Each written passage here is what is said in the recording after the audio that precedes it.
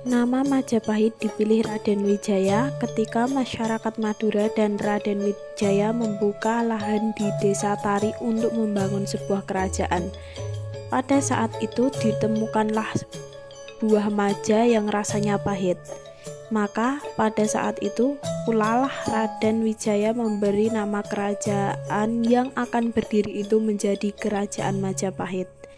Setelah Kerajaan Majapahit berjalan di bawah pemerintahan Raden Wijaya pun memiliki patih yang bernama Ranggalawe dan Lembu Sora. Diceritakan Wijaya bersama patihnya berada di ruang kerajaan. Hai patih-patihku, berjanjilah kalian setia kepadaku. Lakukan yang terbaik untuk rakyat Majapahit. Apakah kalian mengerti, wahai patih-patihku? Baik, Baginda, kami mengerti. Usai mengobrol di ruang kerajaan, ternyata Ranggalawe dan Lembu Sora merencanakan sebuah pemberontakan untuk merebut tahta kerajaan dari Raden Wijaya. Temanku, aku tidak puas dengan kedudukan yang diberikan Raden Wijaya kepadaku. Aku sudah tidak sabar untuk merebut kerajaan Raden Wijaya. Benar, aku telah siap merebut tahta kerajaan. Ada banyak prajurit yang akan membantu pemberontakan kita. Hahaha. Setelah mereka usai menyusun rencana pemberontakan, mereka pun pergi ke kerajaan untuk menemui Raden Wijaya.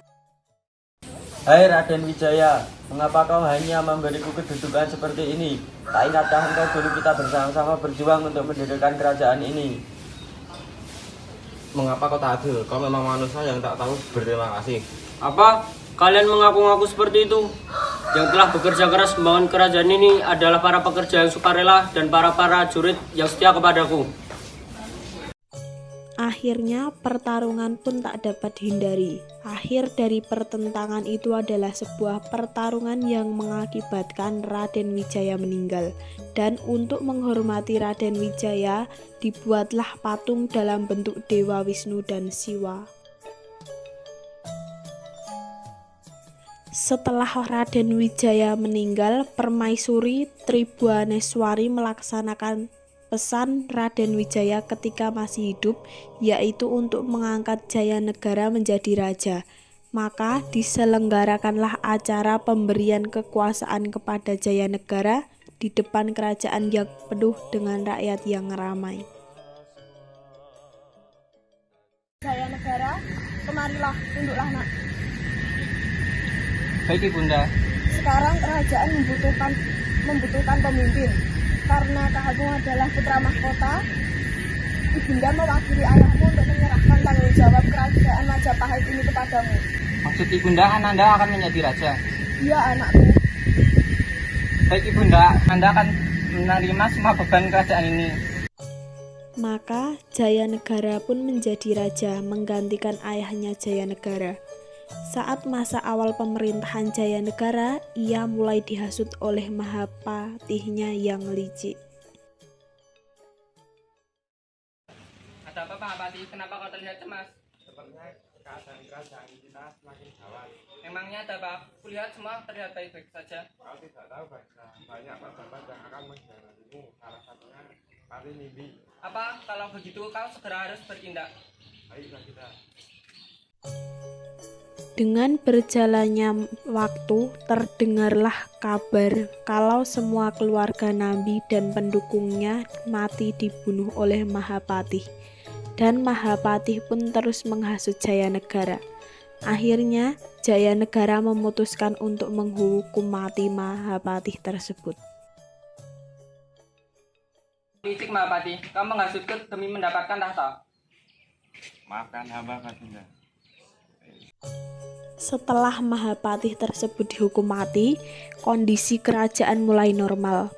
Namun dengan berjalannya waktu, pemberontakan terus terjadi seperti pemberontakan Kuti yang cukup berbahaya. Berkat pimpinan Bayangkari atau Gajah Mada, maka Kuti dan kawannya dapat dilenyapkan pada saat itu pula.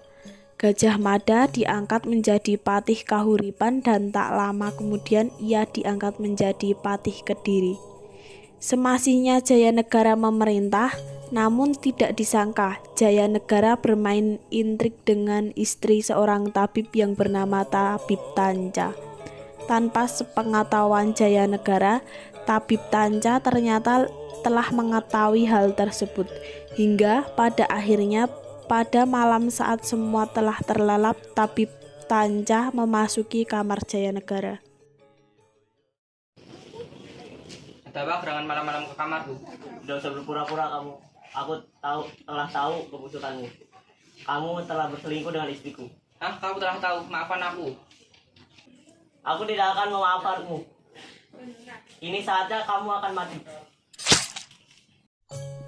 Setelah peristiwa pembunuhan itu terjadi, Jayanegara digantikan oleh sepupunya Tribhuwanatunggadewi Jayawardhani. Ia dibantu oleh suaminya Kertawardhana untuk menjalankan roda pemerintahan. Pada masa pemerintahannya, meletus pemberontakan di Sadeng tahun 1331. Akan tetapi pemberontakan ini berhasil ditumpas oleh Gajah Mada.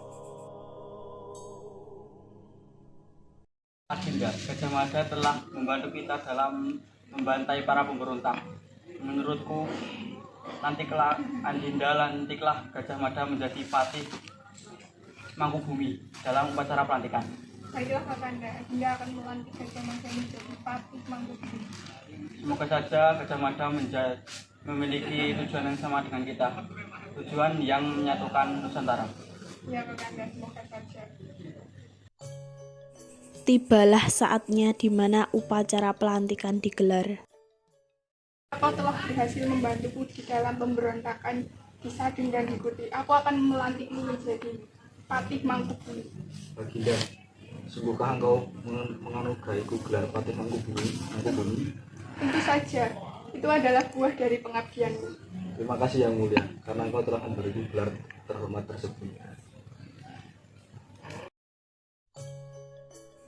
Setelah Gajah Mada mengucapkan janjinya, langkah pertama yang dilakukannya adalah dengan menundukkan Bali pada tahun 1343 dan dilanjutkan menaklukkan seluruh wilayah Nusantara pada masa pemerintahan Hayam Wuruk.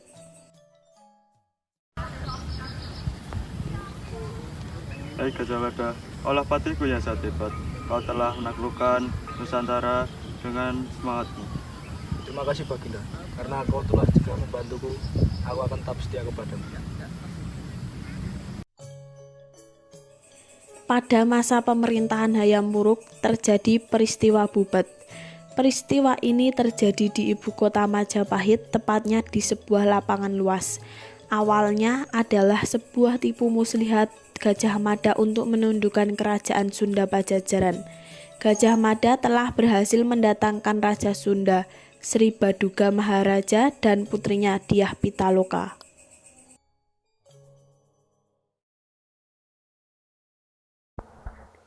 Mahapatiku, kukira usiaku kini sudah cukup dewasa. Melihat putri dari Sri Baduga Maharaja, aku ingin meminangnya. Ini aku akan mempererat hubungan kerajaan kita dengan kerajaan Sunda Pajajaran.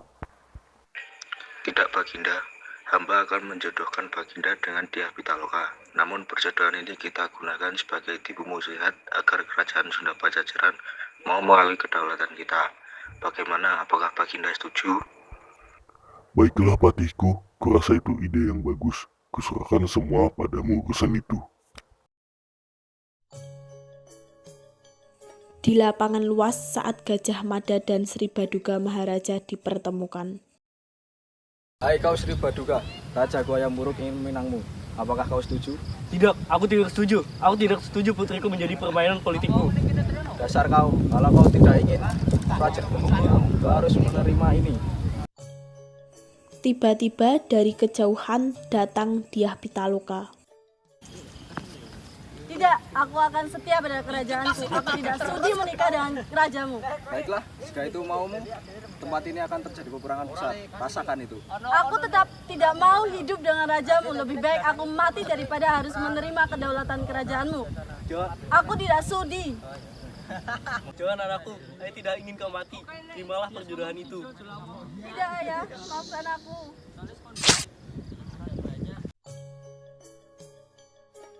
Sri Baduga tidak dapat menghalang keinginan putrinya, dan Dyah Pitaloka pun mati. Terjadilah sebuah peperangan besar yang melibatkan dua kerajaan tersebut yang dikenal dengan peristiwa Bubat. Setelah peristiwa Bubat, Gajah Mada mengundurkan diri dari jabatannya karena usia lanjut.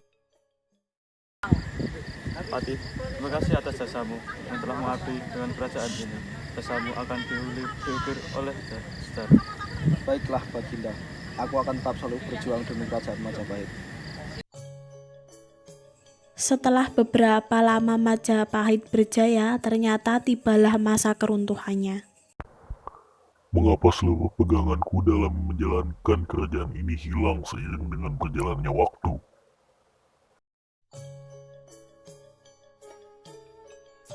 Karena kematian Gajah Mada dan ibunya Tribuana Tunggadewi, Hayam Wuruk kehilangan penasehatnya dan menyebabkan kerajaan menjadi gunjang-ganjing.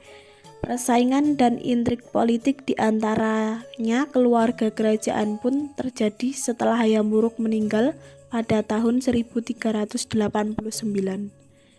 Ketika mendengar ayahnya meninggal, maka putra Hayam Wuruk dari seorang selir yang bernama Wirabumi pun sempat memikirkan keinginannya menjadi raja.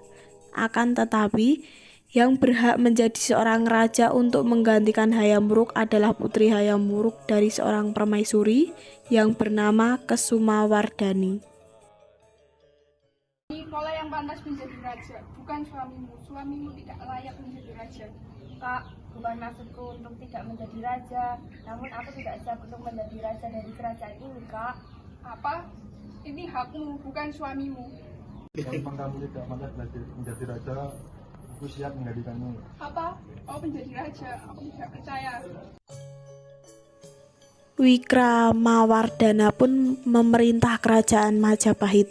Tetapi pada tahun 1400 Masehi, Kesumawardhani wafat. Sementara Wikramawardhana mempunyai maksud untuk menjadi biksu. Kemudian tidak beberapa lama Wikramawardhana pun menyerahkan kekuasaannya pada Suhita anaknya. Dan kemarahan Wirabumi semakin tak terbendung mendengar hal itu. Dan akhirnya terjadilah peperangan di antara Wirabumi dengan Wikramawardhana yang disebut Perang Paregreg, yang mengakibatkan terbunuhnya Wirabumi dan secara tidak langsung menyebabkan semakin melemahnya kerajaan Majapahit.